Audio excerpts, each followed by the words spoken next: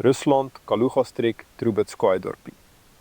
Geboortekerk met 'n hoë kloktoring. Dit is 'n trap om op te klim na die kloktoring. Die trap is hout en nuut. Die argitek het nie baksteentrap gemaak nie. En hulle het hierdie houttrap vasgemaak waar hulle kom. Lelik en ongerieflik. As hierdie gate gemaak word, weer die bevestiging van vloerbalk. Dan is die hoogte van die vlaklaag net 1,5 meter. Die nis vir die balk moet plat en reeghoekig wees. Moderne houtbalk en trap. Dit is baie ongerieflik om hierdeur te kruip.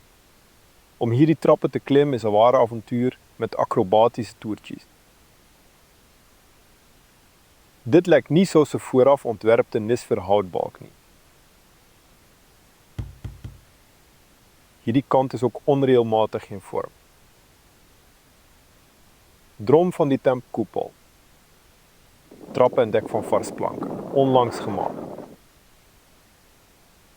Bo is die oorblyfsels van 'n ou trap.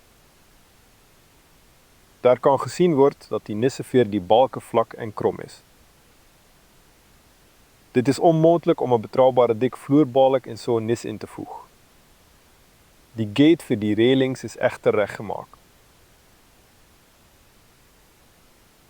Die gat is glad en diep. 'n Houtbalk met reeghoekige deursnee is stewig hier ingesit. Maar dit is geet vir die heg van reëlings, of verskilde wat die openinge van die kloktoring bedek.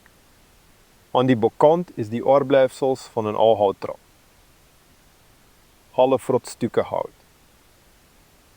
Die traple is langs die binneste omtrek van die kloktoring gemaak. Gate vir balke is in die muur uitgeslaan.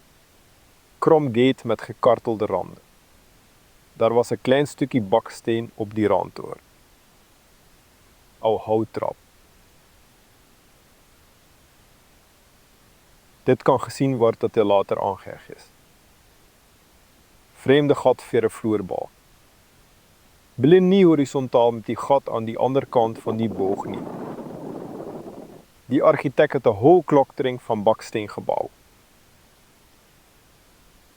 Maar hy het nie die plafon en die trappe na bo gemaak nie. Hierdie gate word gelaat vir die heg van steierwerk.